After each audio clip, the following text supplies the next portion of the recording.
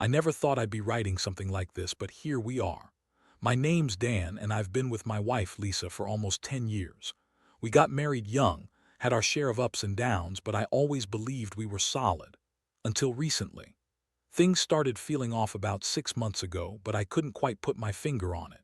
She became more distant, snapped at me over small things, and would spend hours on her phone when she thought I wasn't paying attention.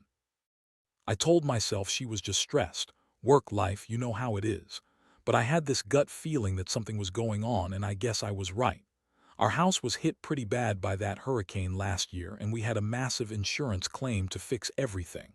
We hired a building contractor named Mike, a guy in his early 40s, supposedly the best in town. They came by a lot, and I trusted them. Lisa insisted I didn't need to be involved, that she could handle it. I figured she was just trying to keep the peace, but I started noticing small changes. Her phone started going off. More at odd hours. She'd get defensive when I questioned her about her whereabouts or who she was talking to. She'd lie about where she was going, saying she was running errands or meeting friends, but I sensed she was hiding something. Then one day I came home early from work and I caught her red-handed. She was in our bedroom and her phone was open on the bed. I saw a text message from someone named Mike, calling her babe and saying things I won't repeat here. My stomach dropped. When I confronted her, she spun some terrible lie about it being a joke, that she was just being friendly. But I knew better. The way she lied, the way she avoided eye contact, that wasn't just a flirty text. It was something more. I kept asking her questions and she just snapped back at me with her usual bitchy attitude, calling me paranoid or insecure, saying I was imagining things. But I knew that wasn't true.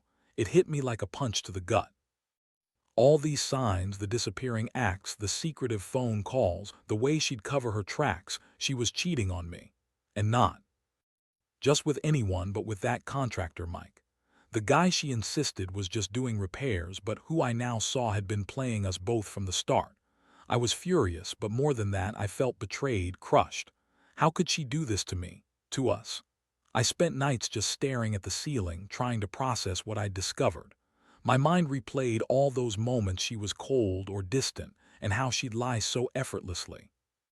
Somehow I'd been so blind, and now I was left with nothing but a broken trust and a heart full of rage and sadness. After the initial shock wore off a little, I knew I couldn't just ignore what I'd found. The betrayal wasn't just about some meaningless affair. It was about the fact that she'd been lying to me for months, possibly longer. I started digging through her stuff when she wasn't around, her phone, her emails, even her social media. The more I looked, the worse it got. One night I uncovered a string of messages between her and Mike, things that went well beyond simple repairs. There were photos, flirtatious texts, plans to meet up after hours. It was obvious she'd been cheating on me right under my nose, using the hurricane damage as an excuse to spend time alone with him, probably in some hotel or her own apartment while I was clueless at home. What really made my stomach turn was realizing how she'd been manipulating the whole situation. She told me the repairs were delayed because of insurance red tape and bad weather, but now I saw it was all a lie. She had been stalling, probably to keep her secret intact and to spend more time with Mike. It wasn't just about sex either.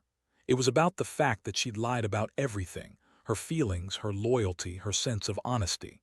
The woman I married, the woman I loved, had been cheating on me, and I'd never seen it coming. My mind raced with questions, anger bubbling beneath the surface. How long had she been screwing him?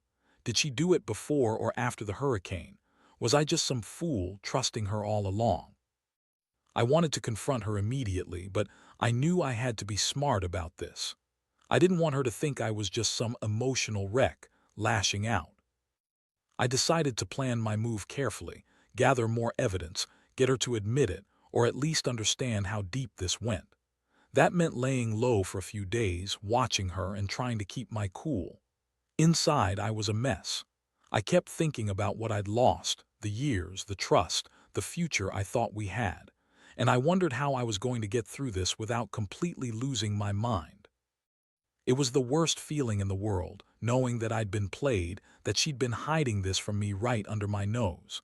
I kept asking myself whether I should just walk away or try to fix what was broken, But honestly, right now, I just felt numb.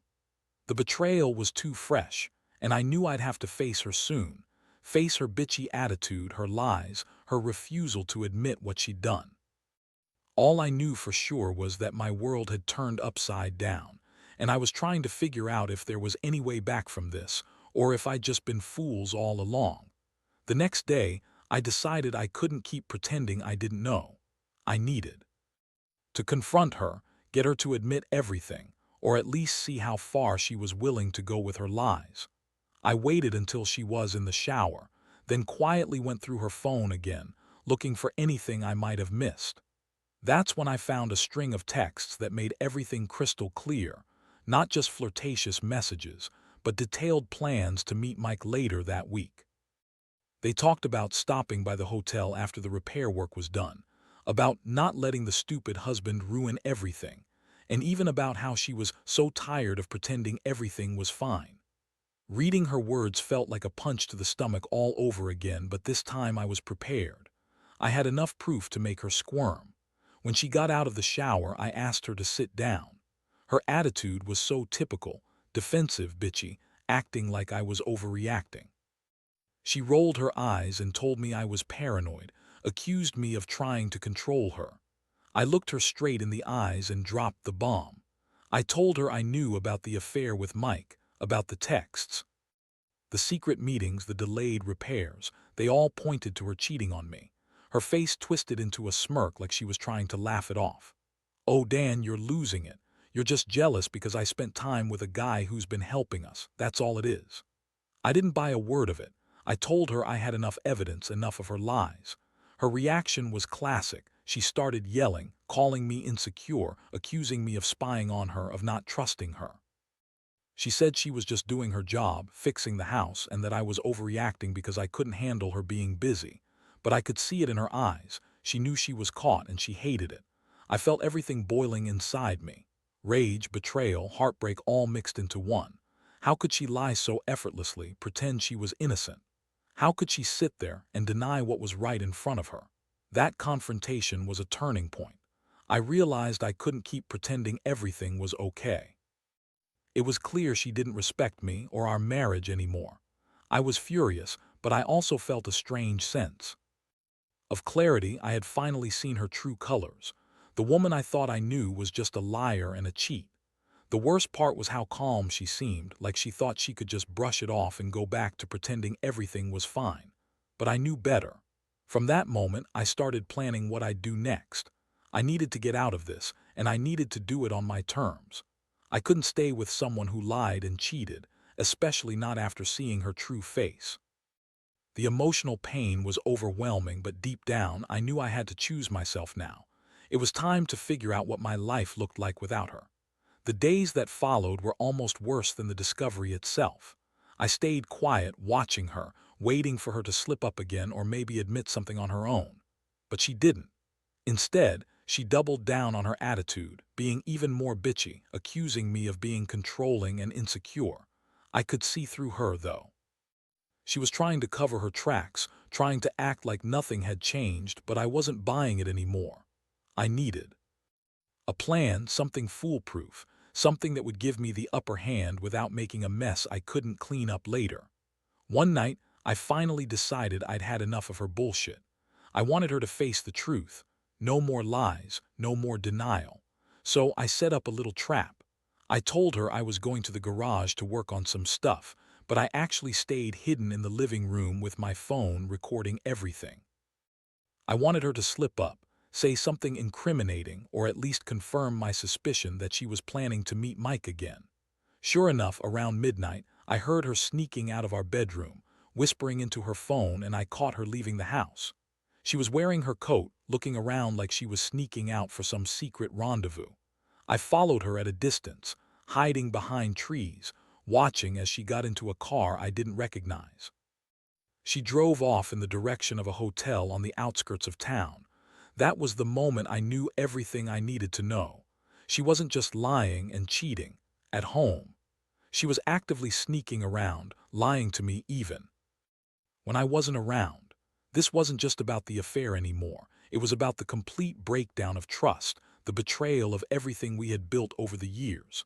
I felt like my world was crashing down again, but I also felt a strange sense of clarity. I had caught her red-handed, and there was no denying it anymore. That night, I sat alone in the dark, replaying everything in my head.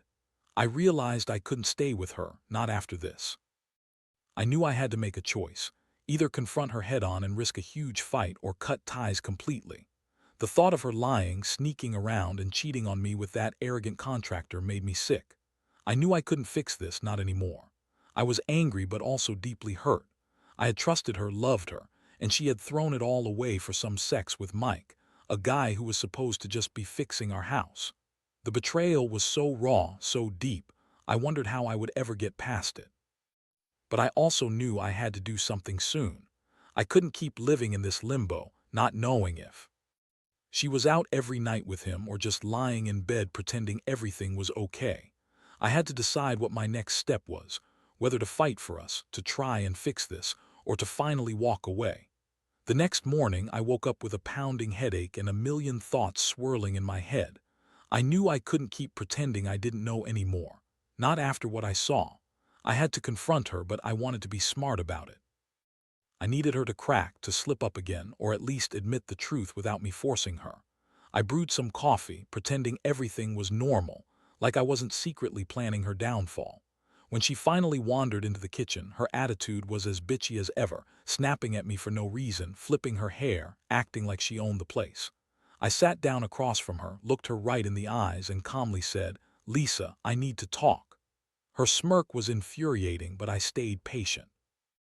I told her I knew everything, that I saw her sneaking out last night, that I followed her, and I had enough evidence to prove she was sleeping with Mike.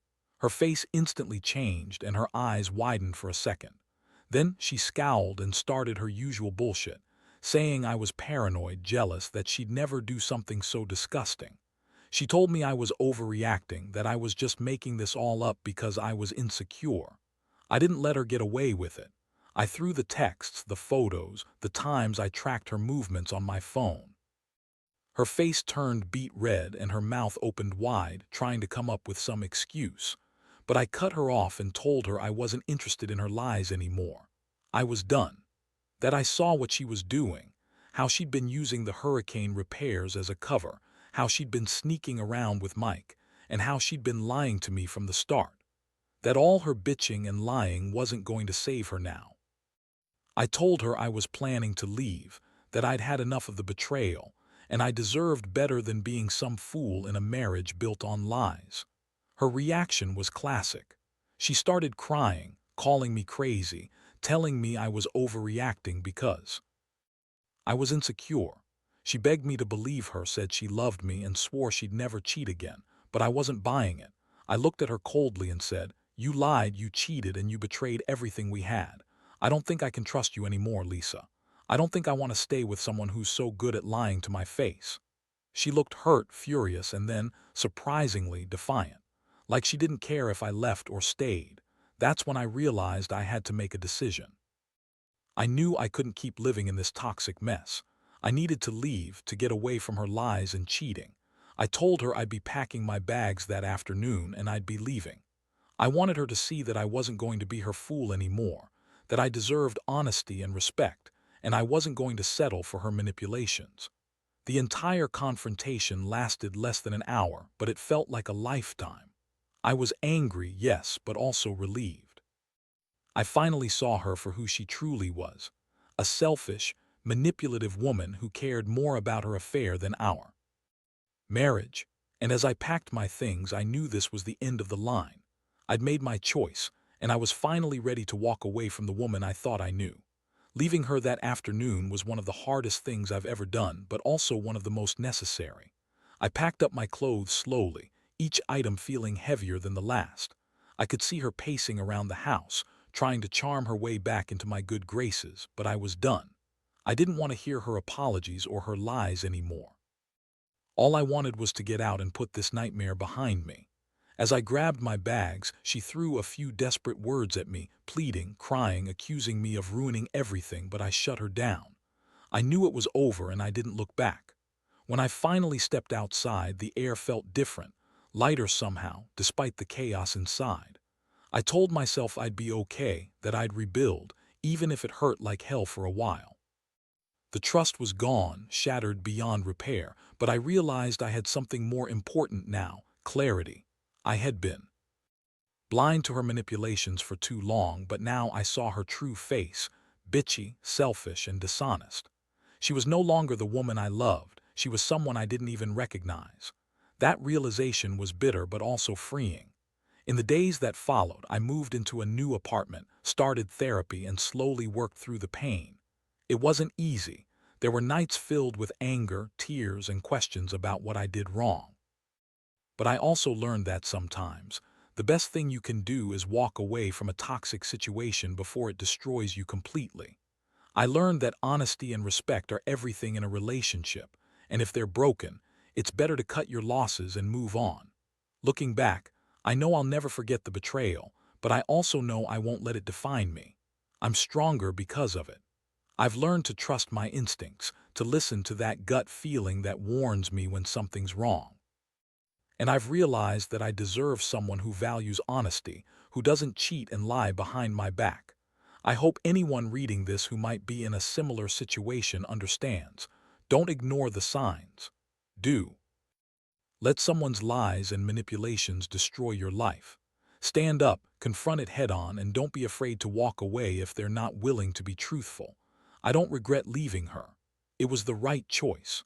And I'm finally starting to see a future where I can be happy again. Without her, without the lies, without the betrayal. It's a new chapter, and honestly, I'm glad I finally closed the door on the past.